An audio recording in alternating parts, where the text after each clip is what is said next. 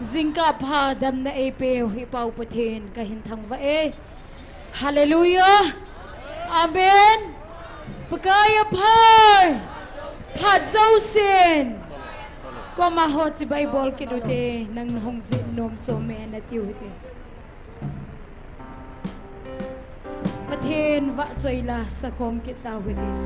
Sabsit na umlo patin kial ngoy no. Ading nom chen ding khom huite. Ionay sa sunod ilong timpong pivin ipatino va choy khom kita huli.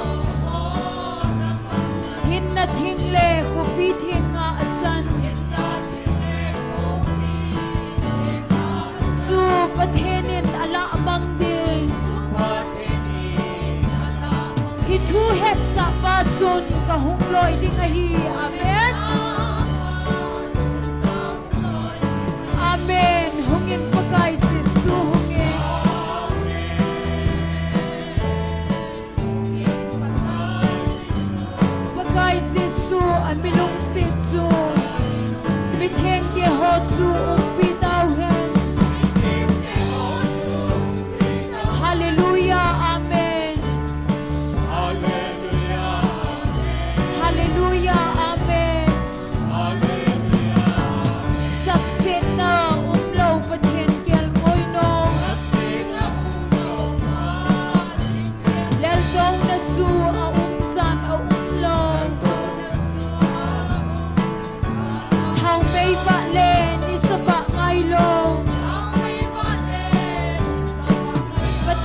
ito tunso na vai hong kom na din. Amen. Hungin pagkay Jesu hungin.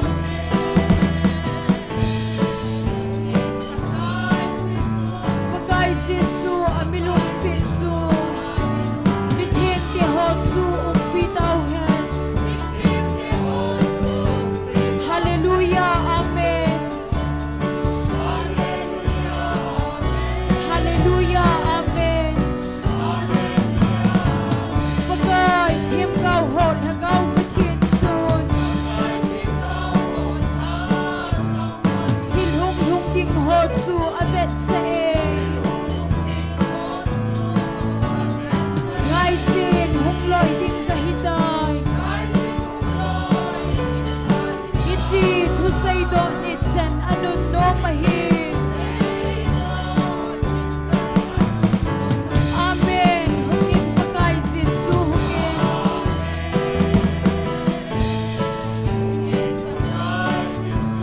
Pagkay Jesu amilong Jesu. Bithin ti hotsu umpitaw hen. Hallelujah. Amen. Hallelujah. Amen.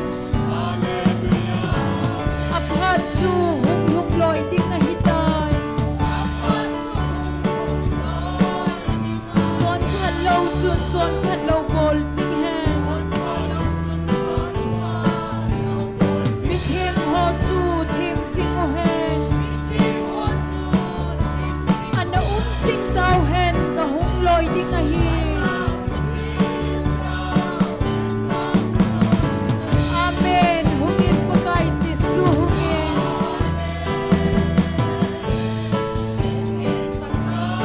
Pagkay Jesu amilong Jesu. Bithin ti hotsu umpitaw hen. Hallelujah. Amen. Hallelujah. Amen. Kagaw thu say do ho na mga Jew. Hin na thingle ko pithi nga atsan. Su pathenin ala mangge. Hithu het sa patsun kahung loi ding ahin. Amen. Hungin pagkay Jesu hungin.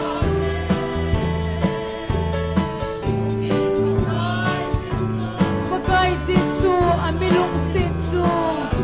Bithin ti hotsu umpitaw hen. Hallelujah. Amen. Hallelujah. Amen. Sabsin na umlaw pathin tiyan mo'y no. Lalgaw na chu a umsan a umlaw. Thang may balen isa pa ngaylo. Pathin ngay do tunso na vai hong kom na din. Amen. Hungin pagkay Jesu hungin.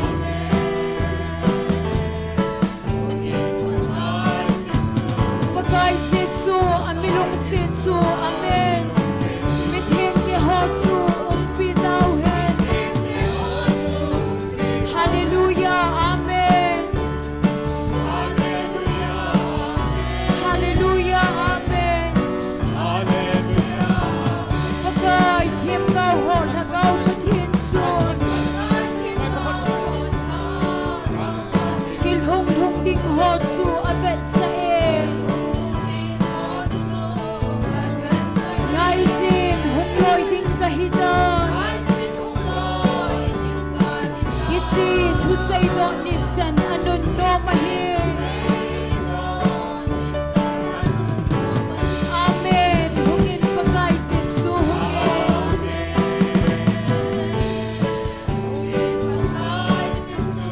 Pagkay Jesu amilong Jesu. Bithin ti hotsu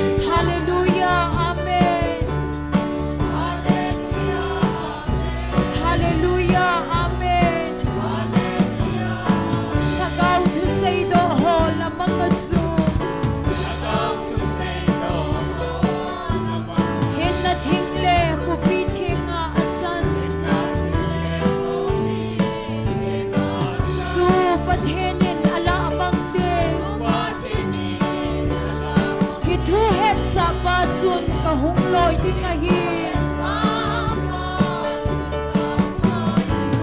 amen hungin pakai Jesu hungin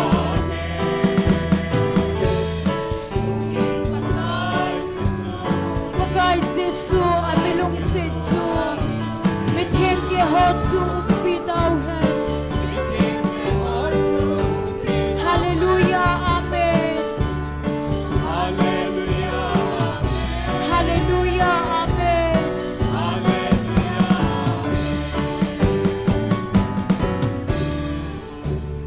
hallelujah sigan thei lungdon nagamahin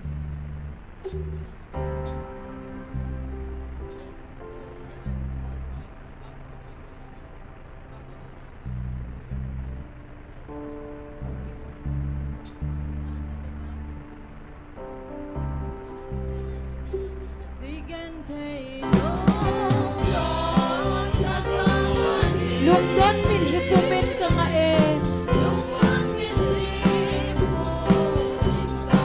kang lapin pagay na yung pinlang namgan thay lembay pabangapa din oh humlegin pagay ka nga Calvary nalungsin na chun buwan bangin sa inkat sumaba namgat hay lembay pabangapa din nagamnong so dahat sing song leng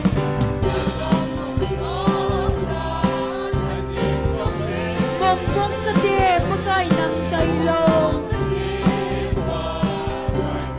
senlay naw mga kakapit namtin lungmola na humbain oh humlengin pagay kangayin Calvary nalungsin at sun buwan bangin sa inkat sumubang namgat hay lembay pabangapa din son sinin hinay sing song leng hina kimpino yaong song leng pagay na ipinhin na nagawhi nalungsin na su pabangapa ding amen oh humlengin pagay ka ngayon Calvary nalungsin na su buwan bangin sa inkat sumubang namgat hay lembay pabangapa din Gen hay sala o banlaluhong son sen gen hay muna hungin nagamlet si kaagan hay na kapaanga pa ng dusina pa oh humlengin pagay kakayin Calvary nalungsin na chun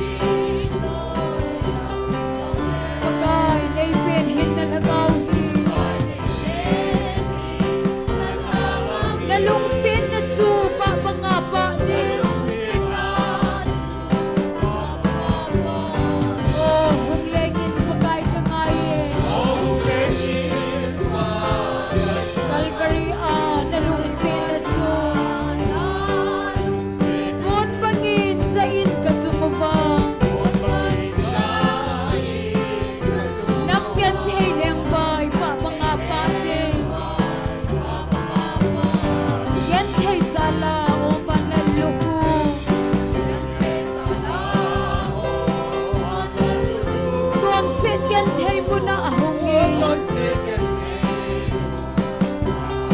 na kam le chika agen thei na ka pa anga pa nam tu si na pa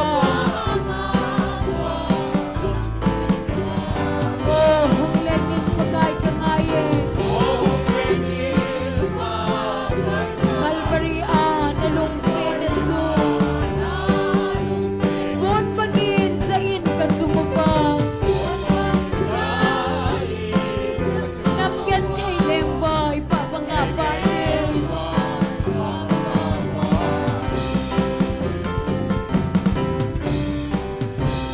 Hallelujah chung van gama ka ingot sa mipiho ay bon sa bing kam tawid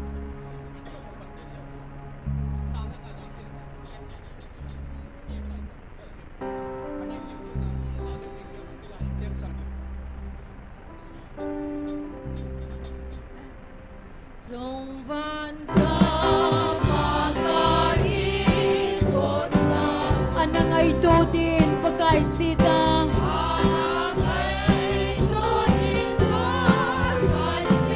Hadam na kang nomadsun Hadam sa lungsin dito Loy koma batsoy nasa singligin Kung masor kung ngaylong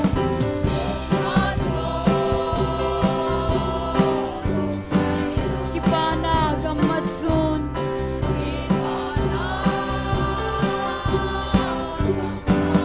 Gimgen thay taloy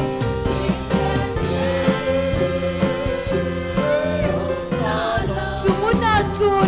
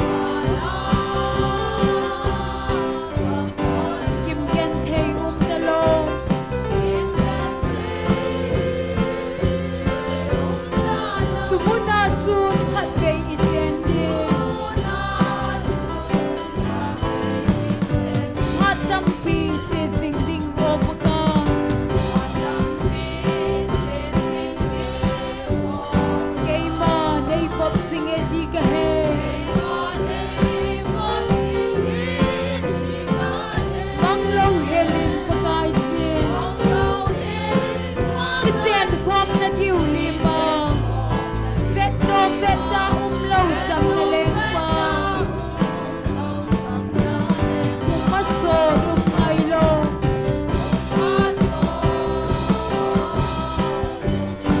Kipana kamatsun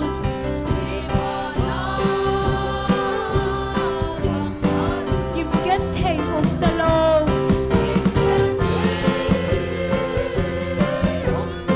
Sumuna chun khat ve itending Amen Sungam nong sana khobi achun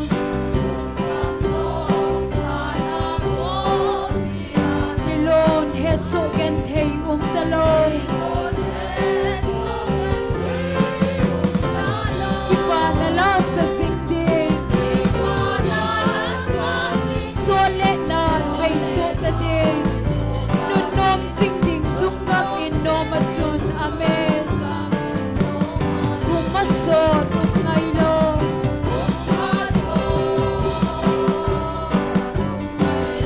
Kipana kamatsun Hallelujah Kimget hey talo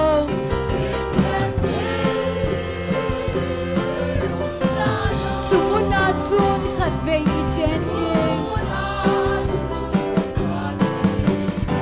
Sungvan gama ka ingot sa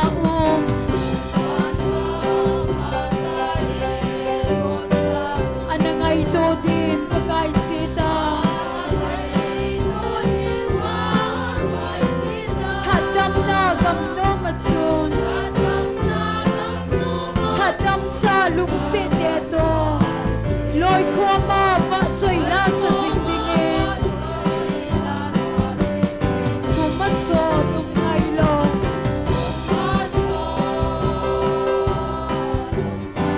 Kipana gamatsun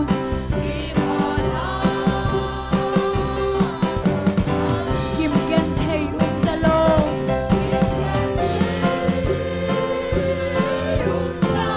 Sumuna chun khat ve itending Kay tingin hanam puhong kita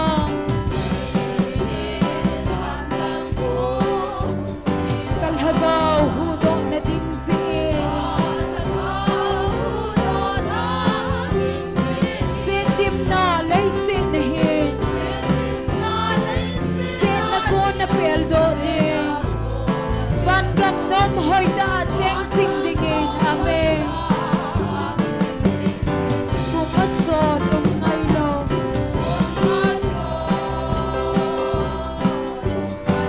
Kipana gamatsun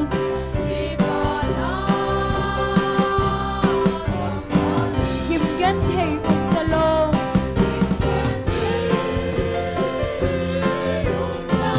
Sumuna chun khat ve itending Hatam pi che singding opakan Kay ma nay pop singe di ka hey Manglo helin pakay sin Itsen khom na diu lima Vet nom vet da lâu chăm na leng pa Kumaso nung ngailo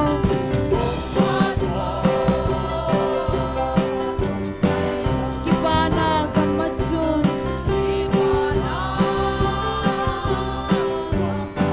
Kimgen hey talo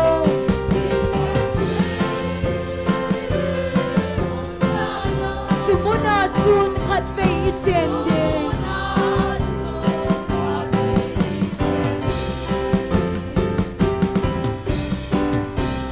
Hallelujah Pagkaya pay Padzosen